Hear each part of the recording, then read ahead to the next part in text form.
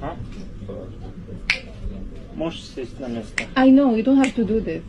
I'm just taking video. Мне похуй, бар тях отур. Okay, just be polite. You don't have to do this. What's an impolite people?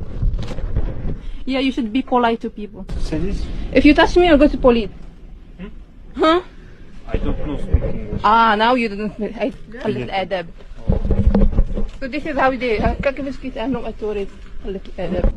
Just imagine that I was taking a normal video and he just come and started shouting. This is literally the most impolite and unrespectful person I've ever seen here in Kyrgyzstan. And really, really, it's not helping tourists at all. Like, this kind of person, of people, they should not work in train or public transport. This is very, very embarrassing.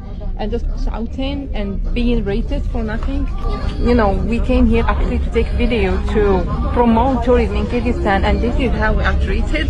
This is really not nice and unacceptable for sure.